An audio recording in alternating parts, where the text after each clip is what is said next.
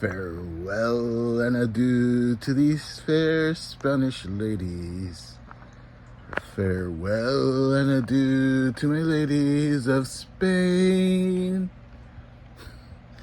I just came back from the Jaws 50th anniversary screening. How are you all doing tonight?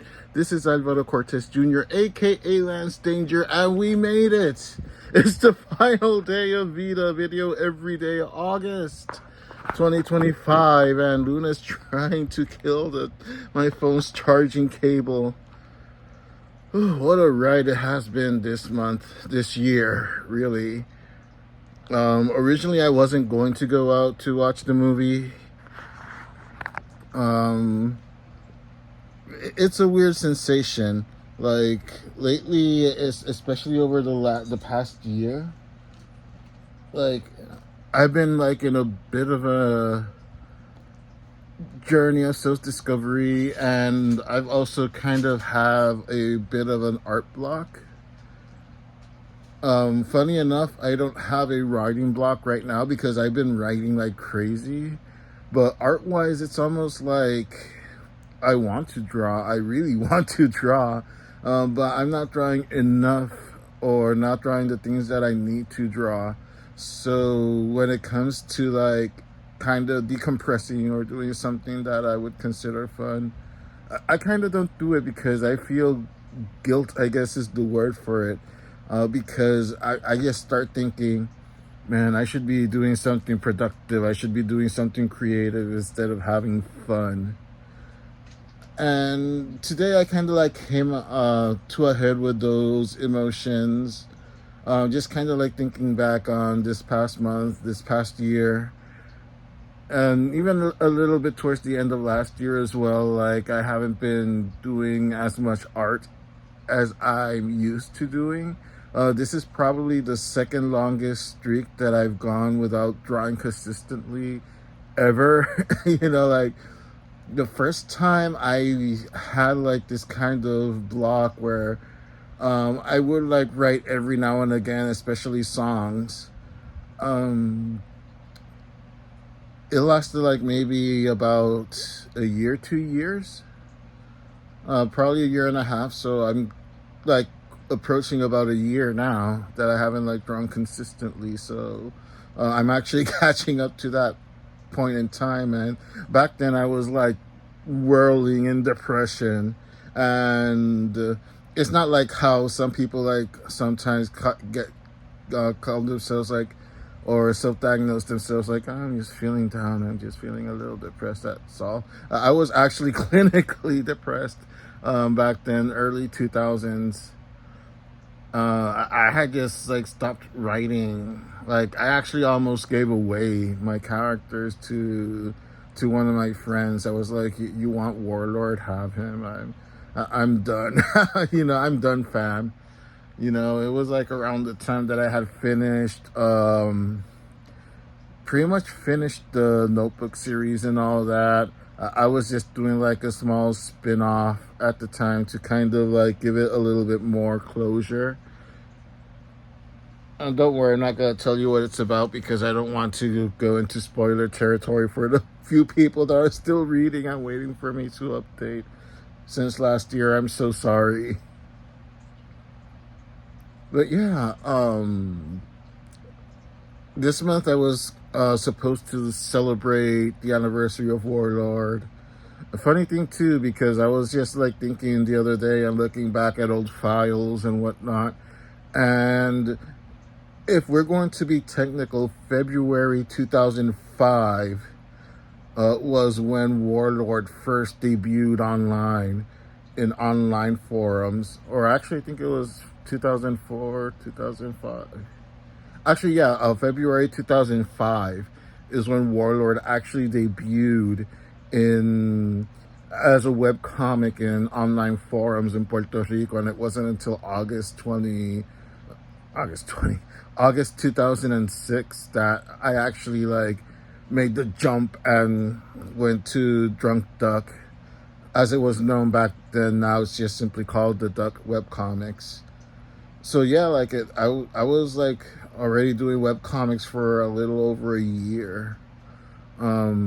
in Puerto Rican forums before I decided to like take that jump into something more worldwide, if you will. You know, expand on that world wide web everyone was talking about. And it was scary times, to be honest, because even though I've always been like, even if one person reads it, that'll be enough for me. There's always that ghost in your shadow that whispers, what if no one reads, fam? What you gonna do then? You know, there's always that. Fortunately, I do enjoy the process more than I do the finished product most of the time. But lately, there hasn't been a process or a finished product, at least not art-wise. And of course, you know, comics, web comics, manga, whatever, webtoons. It is a visual medium, so you can't have one without the other. And even though I have plenty of the other, I need more of the one. And I was talking about this not too long ago on VEDA also, how I've always felt that art has been my passion, while writing has always been my actual talent. And I've tried to like make peace and balance both things out to an extent. And it almost feels like every time I'm kind of just about to hit that stride with both things, something happens, usually out of my hands, that kind of takes me back out. And that's kind of what's happened over the last year, I guess. Just so many things that are out of my hands that are like getting in the way. But I've been knocked down a lot of times during my life. Most of you already know of many of my battles, physically and emotionally. Yes, this time it's been a little bit slower to get back up from the ground, but it doesn't mean that I'm laying down, and I'm not going to stay laying down. It's a scary thing sometimes, you know, like you do wonder, what if I never get out of this funk? It's been almost a year now, or pretty much a year since I've updated, I think, on Warlord or any of my webcomics, really. And, you know, I feel mostly bad for the people that are still reading, and there's still even fan art. Like, I got like the most awesome fan art that, oh, I'm blanking out on his name, but I'll put it in the description later on. Mendes Arts, who does his own comics as well, is doing a fantastic jam, not really jam piece, but like a fantastic like George Paris style group shot of a lot of Puerto Rican characters. And I feel very honored and humbled that Warlord would be one of the characters included in that homage that he's doing. I'll put a link to their Instagram or their Facebook or both later on when I have the time in the description box below. Or you can just go to Instagram or Facebook and search for Mendes Art.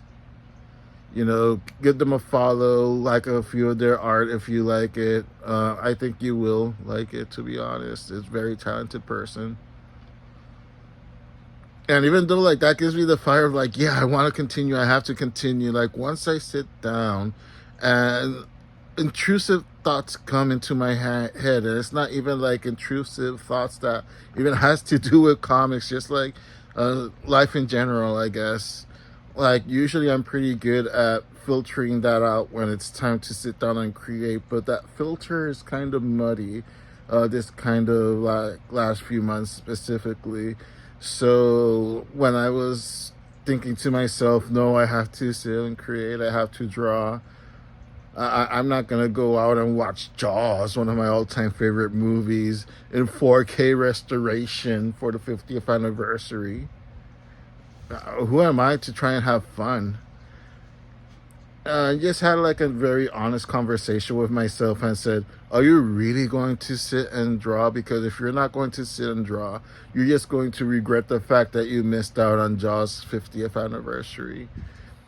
And Jaws and I go way back, because I think I've told this story before.